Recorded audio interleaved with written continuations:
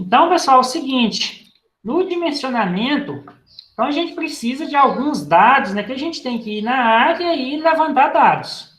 Então, não tem como a gente fazer um projeto, né, de forma fictícia. A gente vai fazer, eu vou fazer aqui uma apresentação, tá, de um modelo, né, que aí vocês podem seguir, né, para fazer lá a tarefa, mas na prática a gente tem que fazer o quê? A gente tem que fazer a medição de vazão, né, no período mais seco, para aquele irrigante lá, aquele agricultor, né, obter a outorga dele. Talvez ele tenha que fazer análise química da água, ver a questão de salinidade, né, dependendo da cultura que ele for irrigar. Talvez pode ser uma cultura pouco tolerante à salinidade da água, né? Questão de presença de micro-organismos, talvez em regiões, né, onde o pessoal tem problema com esgoto, aí pode ter problema de contaminação de águas, principalmente se for utilizado em hortaliças consumidas em natura, né? Tipo alface, couve, então você vai ter talvez a aplicação de uma água contaminada, né, nas folhas, né, então no caso ali o produto vai ser comercializado, né, e utilizado na alimentação humana. Então são alguns cuidados aí, né, que são necessários, né, então quanto à qualidade da água. Então evitar, né, a contaminação aí, né, de produtos alimentícios. Talvez questão de metal pesado também, né, talvez regiões aí próximas, lixões, né, pode ter esse tipo de problema. Questão de sólido suspenso, isso aqui seria mais a questão de filtragem da água, tá? Então, por exemplo, talvez o irrigante, ele pode utilizar um microaspersor, talvez um aspersor mais pequeno, que pode ter problema de entupimento. Talvez presença de materiais, né, em suspensão na água. Talvez requer a necessidade de filtro, tá? Aí para determinados sistemas. Se for um sistema de menor vazão, né? Na aspersão, nem tanto, né? A gente não tem tanto problema, falar assim, tem problema de entupimento, né, na aspersão, devido ao tamanho, né, de diâmetro de bocal. E a gente vai ter lá bocais, né, de 5 milímetros, 4 milímetros, aí quase que não tem problema de entupimento. Mas é importante, né, monitorar aí a qualidade da água, né, seja no aspecto biológico, microbiológico, químico ou físico, né? Então, a gente pode ter três causas aí, né, de não só entupimento, como também a contaminação aí da água, né, ou prejuízos aí na produtividade, né, devido à presença de sais. Então, recomenda-se que a fonte de água ela seja o mais próximo da área a ser irrigada. Então, se o agricultor ele tem lá uma área extensa e vai definir por fazer um cultivo irrigado, então ele tem que escolher uma área mais próxima da fonte de água. Para ele evitar diminuir custos com tubulações, talvez ele vai ter que conduzir água a uma grande distância, diminuir custo com bombeamento, talvez quanto maior a distância, maior vai ser o custo com bombeamento. Então, a gente vai ter uma perda de pressão maior nas tubulações. Então, isso aqui é importante, tá? A localização aí, né, da área irrigada próxima à fonte de água. Fonte de energia, então se ele tem energia elétrica na área ou não, ou se ele irá utilizar um motor a diesel. Então a energia elétrica ela é mais vantajosa, tá? Então se a gente comparar, né, com o bombeamento, né, utilizando motor a diesel, então no caso do motor a diesel é só mesmo local que não tenha como, né, levar energia elétrica. E aí tem que ver a viabilidade, né, se é viável ou não, né, utilizar um motor a diesel para bombeamento de água para irrigação. Porque talvez o retorno que a irrigação vai proporcionar, né, dependendo da cultura, talvez não vai pagar o custo do diesel. Né? Parâmetros do solo. Então, é importante fazer um ensaio, né, de infiltração de água no solo. Isso para fazer a escolha correta do aspersor. Coletar amostras, né, para determinar a capacidade de campo e quanto de murcha. Então, isso aqui é feito em laboratórios de física do solo. Definir os parâmetros da cultura. Talvez você poderia fazer uma pesquisa sobre a cultura, né, sobre o sistema radicular da cultura. No caso, a altura das plantas, né, isso aqui vai influenciar na altura dos aspersores. Então, se for uma cultura de porte baixo, como, por exemplo, a alface, então não precisa eu escolher um aspersor com 2 metros de altura. Talvez um aspersor com 1 metro de altura é o suficiente, né, para irrigar a alface. KC da cultura, importante também, tá? Obter o KC da fase de maior consumo de água da cultura. Isso para a gente quantificar a evapotranspiração da cultura. Importante também, né, o irrigante definir como que ele irá fazer o manejo. Se ele irá, talvez, instalar um tanque glacial, ou se ele irá instalar ali um pluviômetro próximo da área, que é importante ele monitorar a chuva e monitorar a evapotranspiração. O balanço, né, de água, o balanço hídrico, né, de entradas e saídas, né, vamos dizer assim. Para ele não aplicar, né, uma irrigação em excesso ou em déficit. Então, sempre que ele aplica uma irrigação em excesso, ele vai ter um consumo desnecessário de energia, né? Então, é importante aí, né, ter apesar das dificuldades, né, para monitorar ETC, talvez o irrigante precisa ter talvez alguns equipamentos ali, né, de estação meteorológica, né, para fazer esse consumo de água de uma forma precisa. Ou talvez um lisímetro, né, um mini lisímetro, talvez ele poderia utilizar lá um vaso de pesagem, né, com uma balança, para ele ter um consumo, uma quantidade aí precisa, tá, de fornecimento de água. Topografia da área, então, seria o que? O levantamento topográfico da área, né? Então, comprimento, largura. Então, nem sempre as áreas elas vão ser um polígono regular.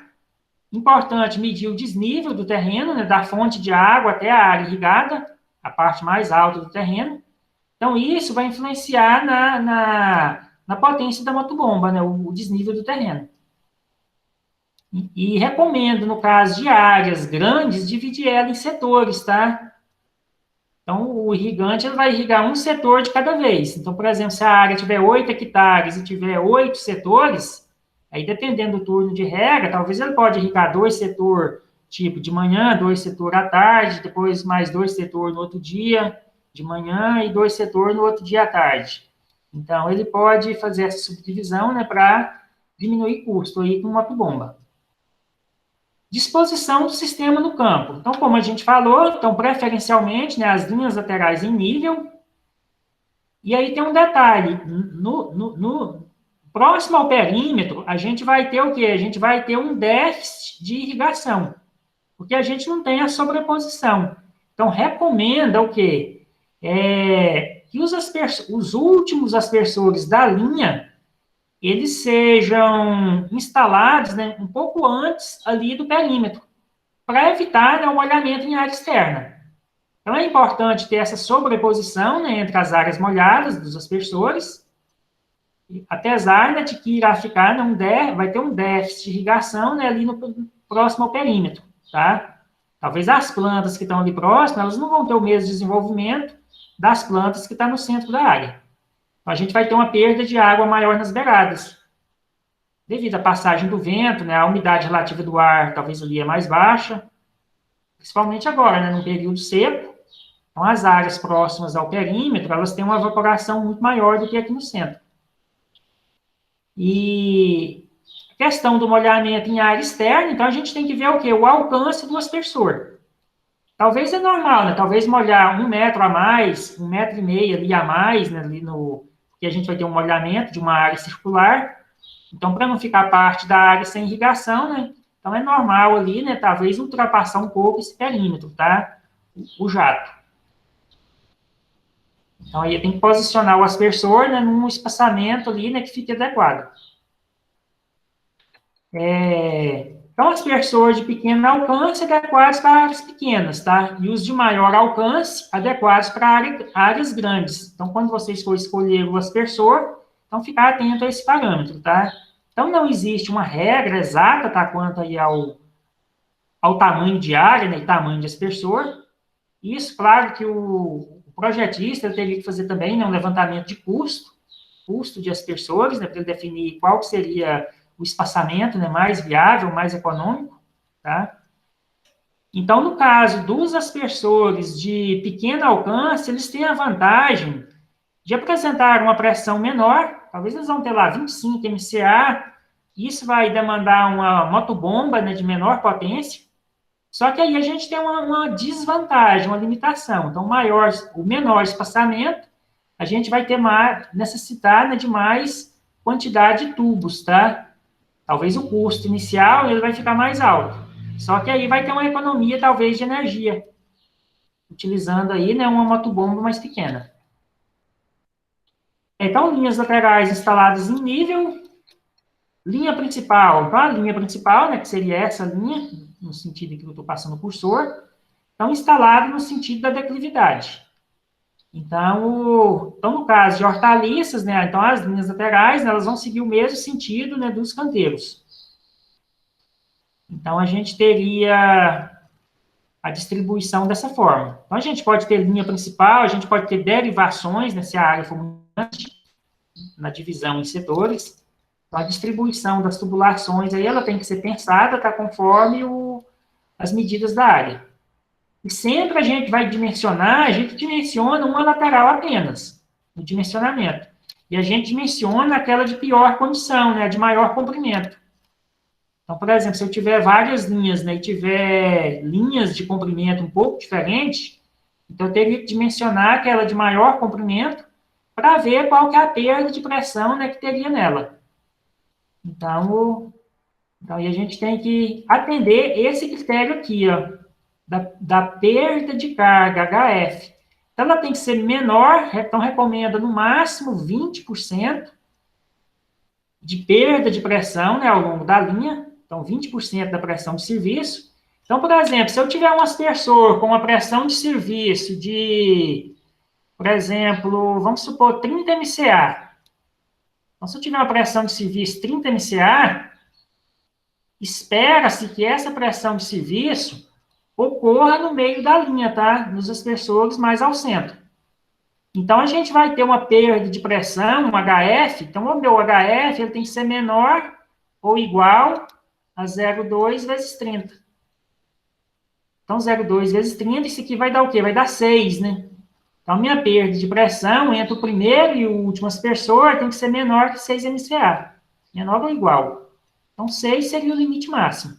Então, por exemplo, se esse primeiro aspersor estiver, por exemplo, funcionando, vamos supor, a 32 MCA. Talvez esse aqui está a 32, esse aqui vai estar, talvez, vamos supor, que talvez vai ter uma redução, né, 30,5. Talvez esse aqui pode estar a 28,5. Isso varia, tá? Então, o limite máximo, esse aqui teria que estar a 26. Então, aqui seria o limite máximo. Então, 32 menos 26, 6, né? Então, a pressão, ela não pode variar mais do que isso aqui. Ficou clara essa parte aqui da variação da pressão? Porque se chegar pouca pressão no último aspersor, ele vai ter uma vazão baixa. Eu vou ter um déficit de irrigação no último aspersor e vou ter uma vazão alta, mais alta, né? Eu vou ter uma maior aplicação de água no primeiro aspersor.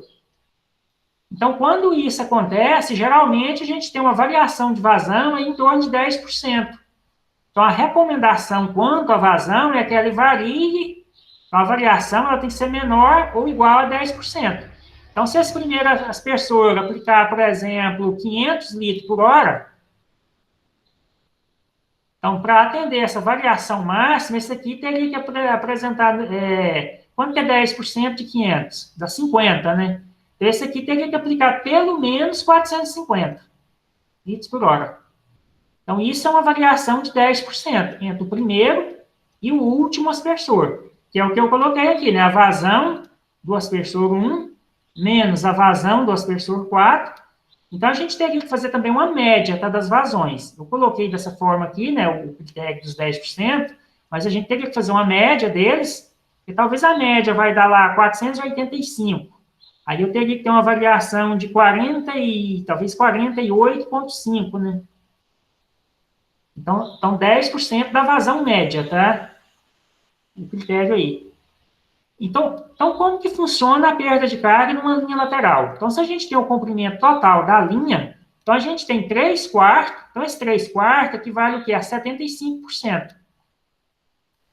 Como nesse trecho inicial passa uma vazão maior, então a gente vai ter uma perda de carga maior nessa primeira metade do comprimento. Então, a gente vai ter 75% da perda de pressão, né, nessa parte, e 25% na parte final. Isso aí é quase que uma regra, tá? Por que vai perder menos na parte final? Então, se a gente está usando o mesmo diâmetro de tubo, então a gente vai ter o quê? Vai ter uma maior velocidade, ou seja, vai ter uma maior perda por atrito, então vai ter uma turbulência maior da água, né, nessa primeira metade do comprimento, então vou ter uma perda maior. Enquanto que na parte final, né, aqui vai passar vazão para 2 aspersor, que vai alimentar 2 aspersores, e aqui vai alimentar 1 aspersor.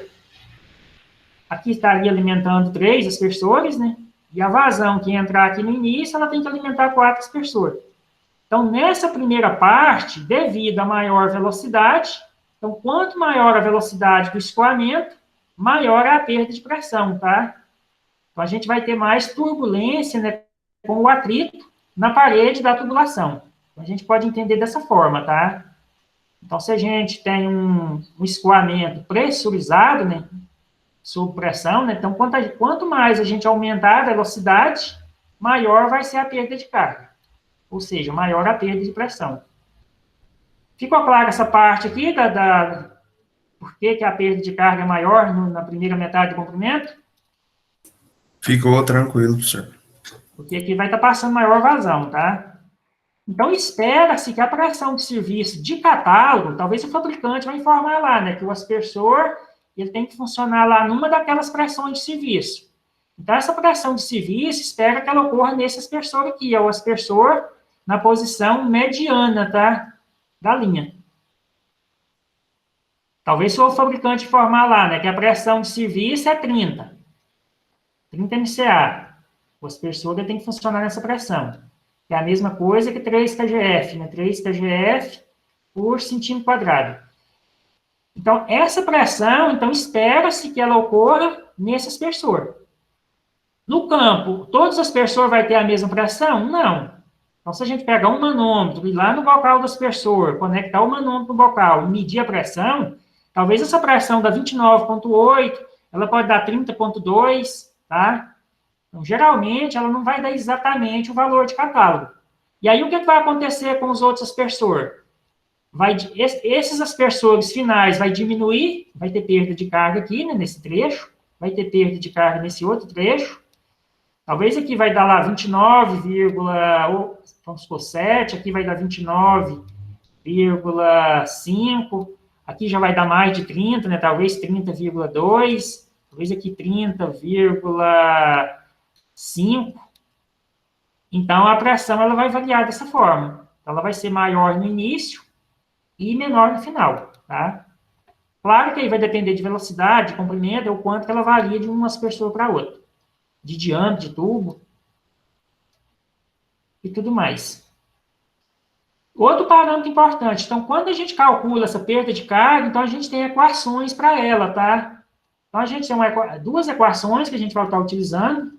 A gente vai estar utilizando a equação que a gente chama de equação de Hazen-Williams para calcular essa perda de pressão.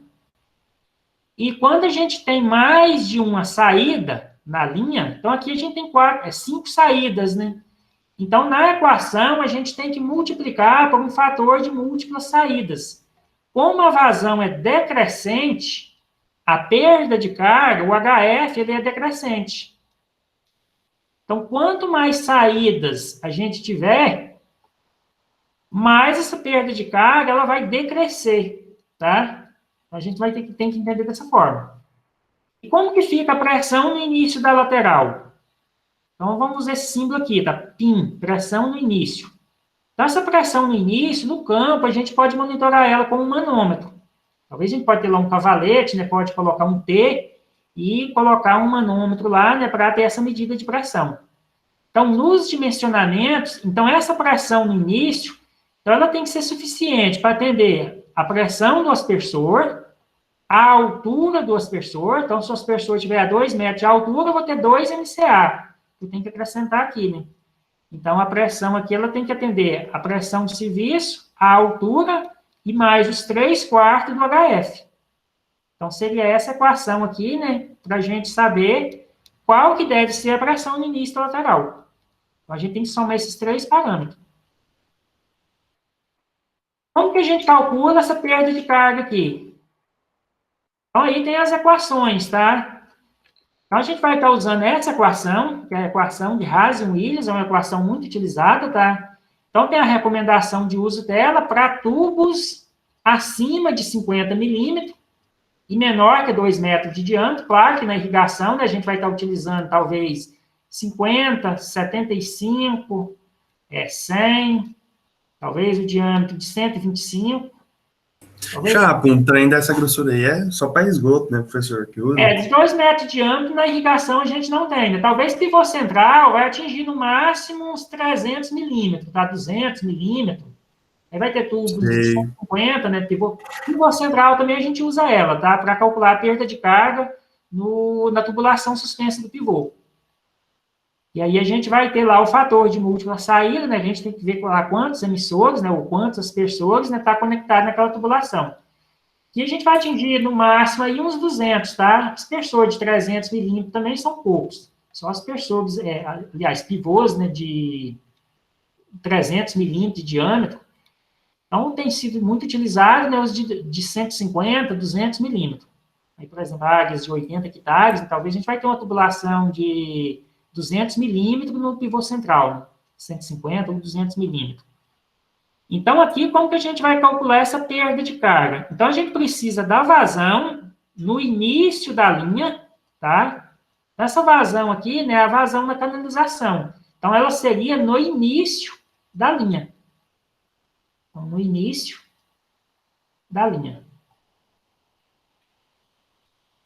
A vazão, a gente falou que ela é decrescente, né? Então, a vazão no início da linha, em metro cúbico por segundo. Então, as unidades de medida aqui é tudo do sistema internacional. A vazão, metro cúbico por segundo.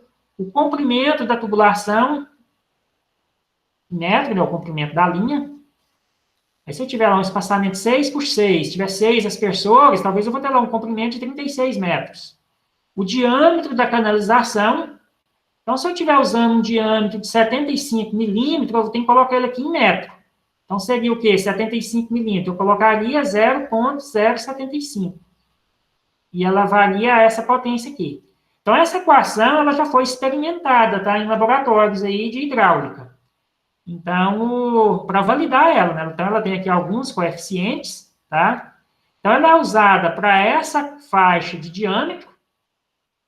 E para tubos menor que 50 milímetros, tem uma outra equação, que é a equação de Flamante. Então, esses dois autores, né, o Hazen, aqui são dois autores, então, o Hazen e o Williams, né, que desenvolveram essa equação, então, ela só é utilizada para escoamento de água, tá? Porque na hidráulica, a gente tem também escoamento de outros líquidos, né? Talvez numa fábrica, numa indústria, o pessoal tem que dimensionar lá tubos, né, para escoamento, talvez para escoamento de leite, para escoamento de vinhaça e tudo mais, outros tipos de líquido, que vão ter uma viscosidade diferente. Então, essa equação ela não pode ser usada tá, para outros tipos de líquido. Ela é usada para escoamento de água, tubos de 50 milímetros a 2 mil milímetros, no caso, 2 metros. Regime turbulento, o que é um regime turbulento? Pressurizado, tá? Então, quando a gente pressuriza, né, através de uma motobomba. Então, ela não pode ser utilizada para um escoamento por gravidade. Então, por exemplo, para dimensionar um sistema de esgoto, né, que a gente não teria regime turbulento, né? A gente teria o que a gente chama de regime laminar. Então, o regime turbulento aqui, quando é pressurizado, tá ok?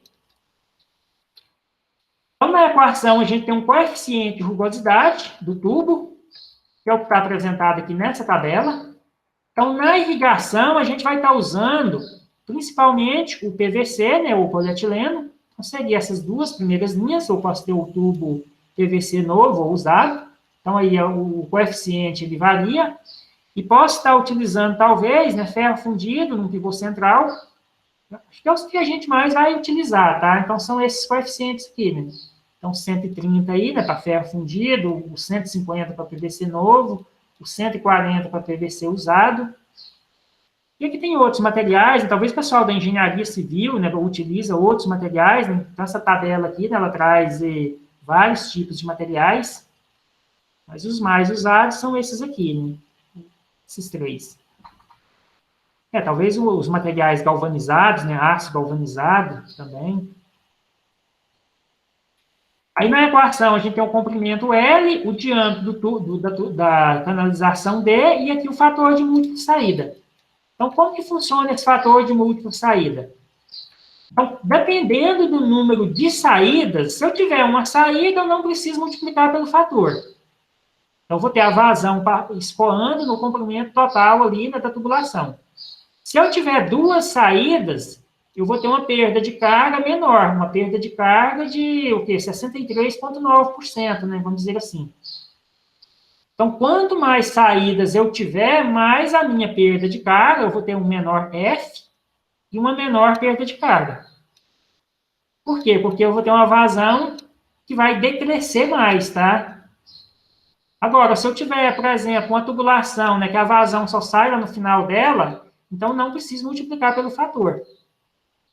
Então, por exemplo, se eu tiver uma linha com 8 aspersores, então eu teria que, usando a equação de Hazen-Williams, eu tenho que multiplicar por 0,415, né?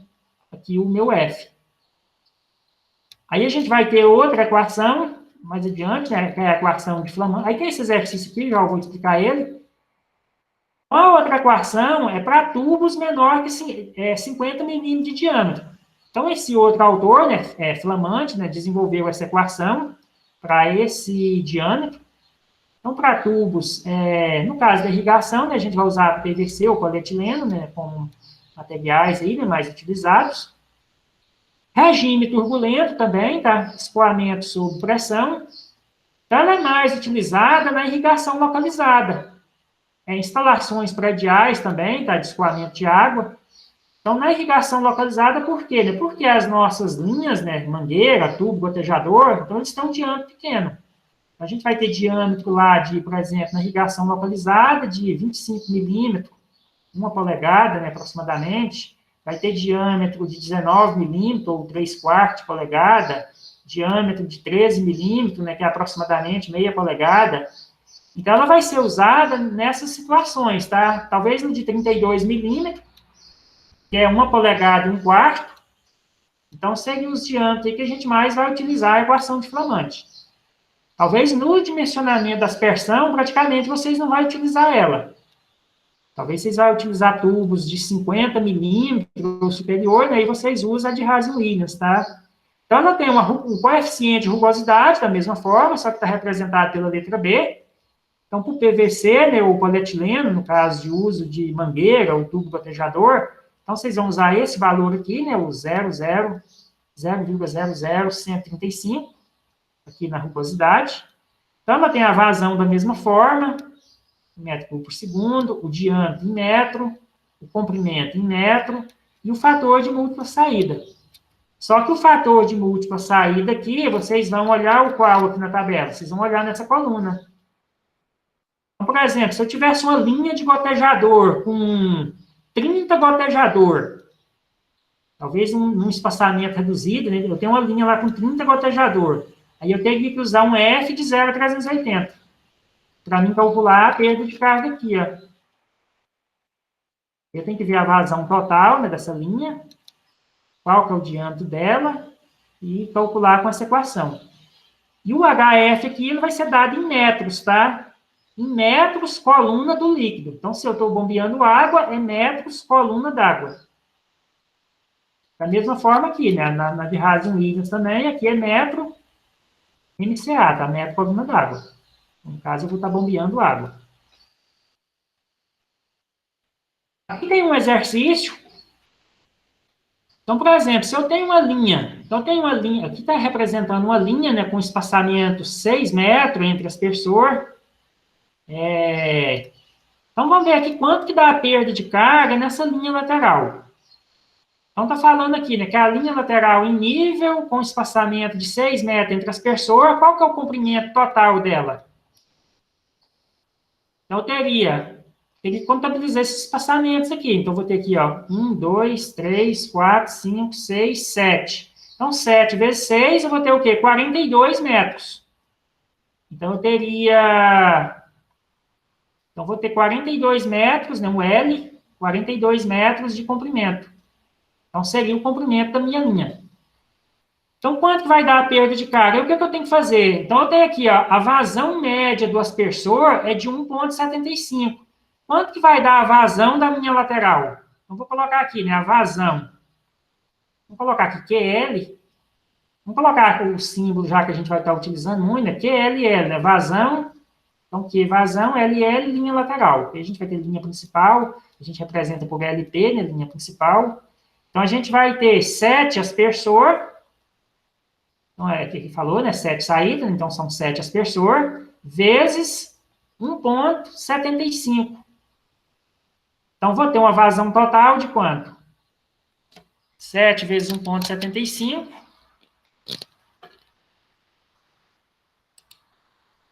Ver quanto vai dar aí.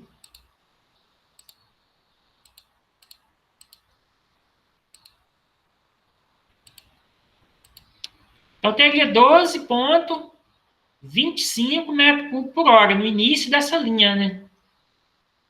Então, 12,25 metros cúbicos por hora. Só que lá na minha equação, eu tenho que lembrar de passar isso aqui para metro cúbico por segundo.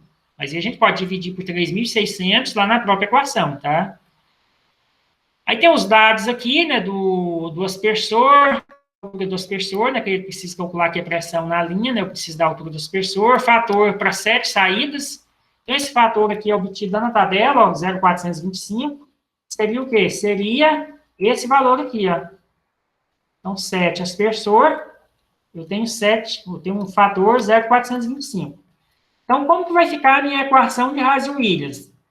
Então, HF, então, repetindo aqui essa equação, então ela ficaria assim, ó, HF igual, então tem uma constante na equação, né, 10,643, vezes, aí eu vou ter entre parênteses a vazão, então tem que colocar em metro cúbico por segundo, como que eu coloco isso aqui em metro cúbico por segundo?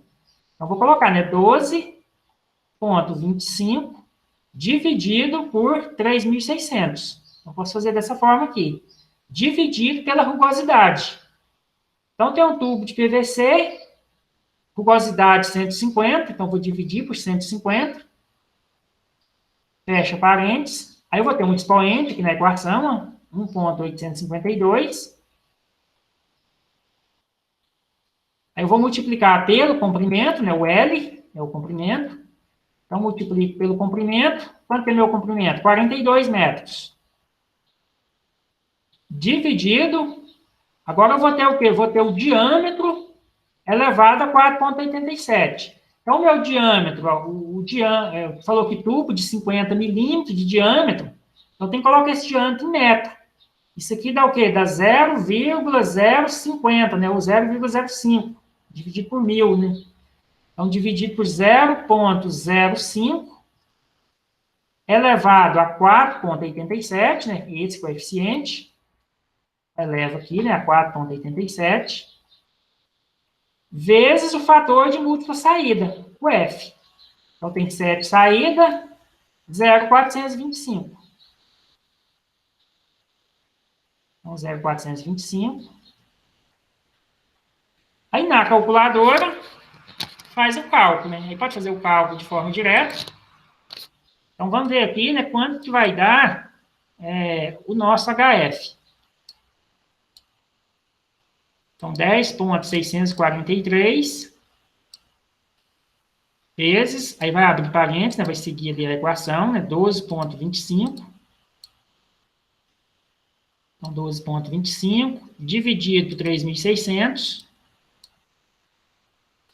Não tem problema eu colocar duas divisões seguidas, tá? Desse tipo aqui.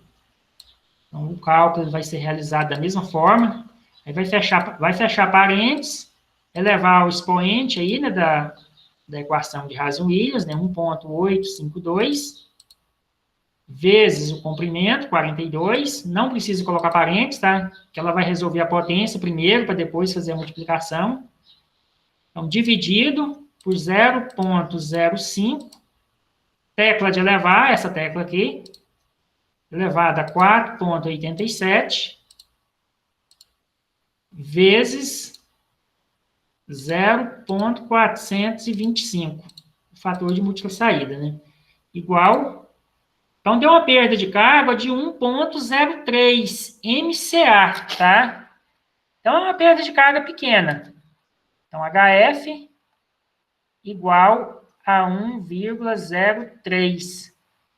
Nossa, essas contas tem que tomar cuidado para não pôr errado no calculador, né, professor? Tem que tomar cuidado aí com a digitação, né? Mas a gente tem que ficar atento também, né, em saber aproximadamente, né, quanto que aquela perda de carga tem que dar.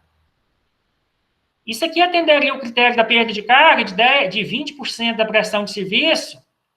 Então, 20% de 25 daria 5, não daria? Sim. Então, se eu fazer lá aquele HF máximo lá, né, que tem que ser menor ou igual a 20%, então 20% de 25 dá 5. Então, essa linha aqui, ela atende aquele critério. Então, é uma linha de comprimento pequeno, né, vamos dizer assim, né, 42 metros, é um comprimento, vamos dizer, pequeno, aí, né, para uma linha de aspersão. E aqui também a gente tem um diâmetro razoável, né, 50 milímetros para 7 aspersor. Se a gente tivesse, por exemplo, uma linha com um aspersor de alta vazão, talvez não atenderia, tá? Se eu colocar 7 aspersor de alta vazão numa linha de 50. Porque aí eu teria uma velocidade muito grande na linha. E aí essa perda de carga aqui ultrapassaria os 5 MCA, tá? Qual que deve ser a pressão no início da minha linha? Se eu colocasse um manômetro aqui, quanto que teria que medir a pressão?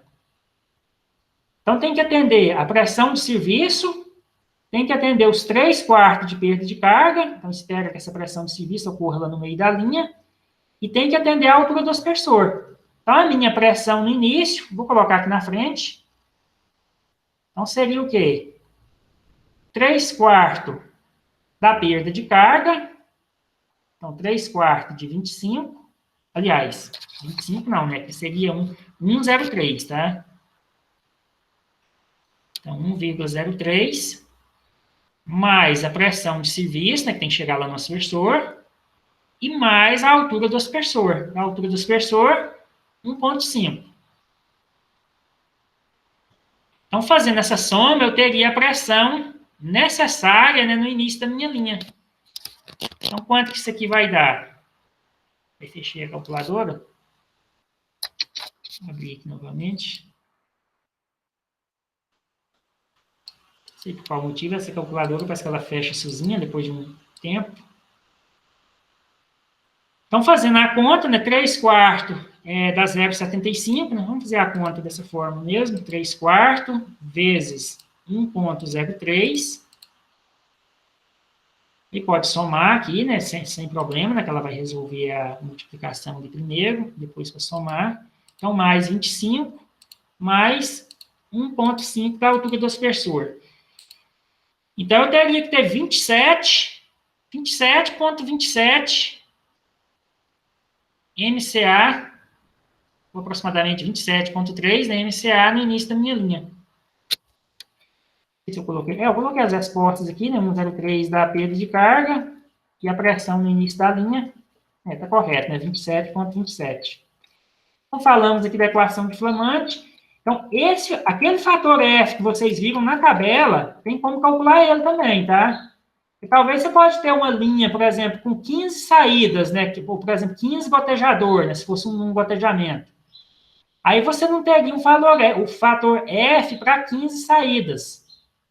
Claro que seria uma média aqui, né? Então, seria uma média do 406 com 0,400. Talvez ele seria o quê? 0,403. Aqui na equação de Flamante, né? Para a equação de Hazen-Williams, talvez seria um valor intermediário ali, né? Entre o 0,394 e 0,397. Talvez ele daria próximo de 0,390. Então, com essa equação aqui, ó, a gente consegue calcular o valor do fator de múltipla saída, tá? Então, a gente teria, por exemplo, para a Hazen-Williams, a gente usa o expoente da vazão, aquele expoente lá, né, 1,852, que é o mesmo expoente que está aqui na equação, né? Esse expoente aqui, né, que é o M. E para a equação de Flamante, a gente usa 1,75, esse valor de M aqui. E o M é o número de saídas, tá? Ou seja, o número de aspersor. Então, tem um exercício aqui, é para calcular, só para a gente comparar lá com a tabela, tá? Talvez vocês não entendam de onde que vem esses valores aqui. Esses valores que estão aqui na tabela, eles são obtidos, né, com essa equação aqui, ó. Então, é uma equação que também foi experimentada, né, para ser validada. Então, aqui, ó, determine o fator de múltiplas saídas para uma canalização de 75 milímetros, com 8 saídas, para aplicação da equação de Hazen-Williams.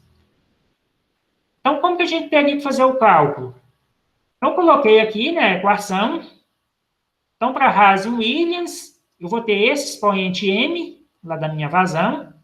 Então, o cálculo ficaria dessa forma, né? Então, se é 8 saídas, então vou ficar aqui 2n, vai ficar 2 vezes 8. Ali, né, 6n ao quadrado, né, 6 vezes 8 ao quadrado. E ali o m, o mesmo valor que está aqui, né, 1,852. Então, fazendo esse cálculo, então vamos ver aqui quanto que dá o fator de múltipla saída.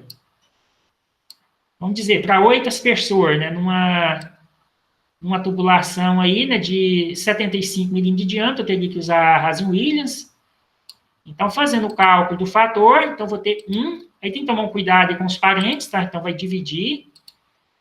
Então, a parte de baixo vai dar, aqui pode fazer direto, é 2,852, que é essa soma que está aqui, mais, então, 1 dividido, então, 2 vezes 8 dá 16, né? Então, aqui pode fazer direto, 1 dividido por 16, mais, aí vai ter uma raiz, 1,852 menos 1, então ali é 0,852, tem que fazer a subtração ali para tirar a raiz, tá? Dividido, aí aqui eu tenho que abrir parênteses, né? Então aqui vai ser o quê? 6 vezes 8 ao quadrado, 64, né? Então 6 vezes 64. Então poderia fazer a conta dessa forma, igual, então tem o fator de múltipla saída, deu 0,415. 8 saídas para uso na equação de Hazen-Williams. Então, 0,415.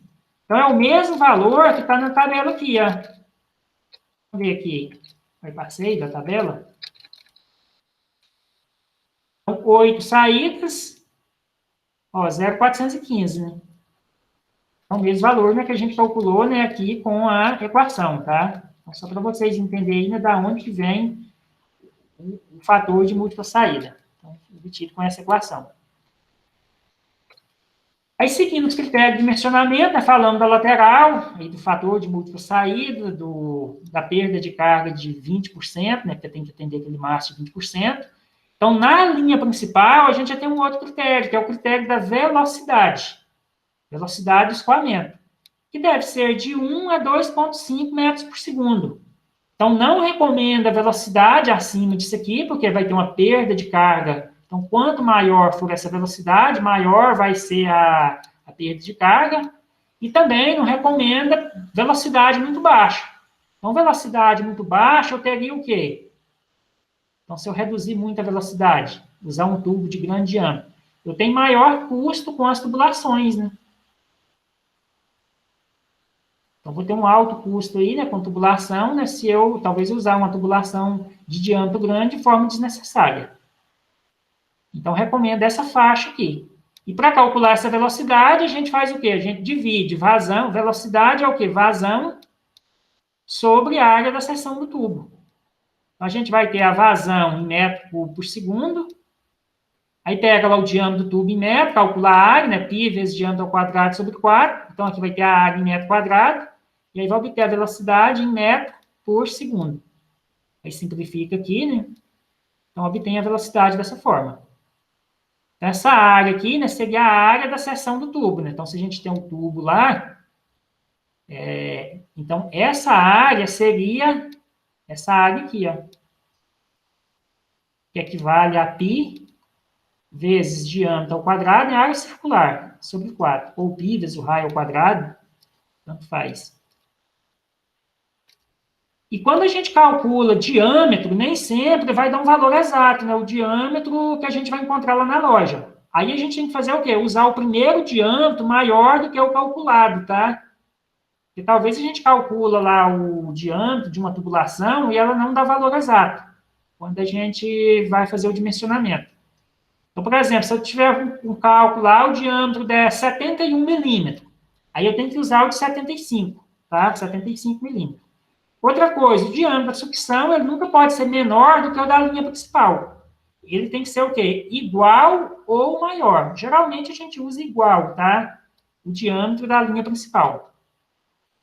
Aí a gente vai ter uma grande quantidade de peças no sistema, né, que vai ocasionar perda de pressão também, devido a acessórios. Então, toda vez que a gente tiver redução, alteração no trajeto, né, curva, registro, então a gente vai ter talvez uma turbulência, né, quando a água passa por um registro, ou até mesmo quando a água passa por um filtro, ou passa pelo, vamos dizer lá, talvez a gente vai ter um T de derivação, né, vai ter uma redução, a própria válvula de pé, então a gente vai ter perdas de carga que a gente teria que acrescentar. Então, devido à grande quantidade de peças, então na irrigação, a maioria dos autores, né, recomenda acrescentar 5% de perda, tá? Devido às peças especiais.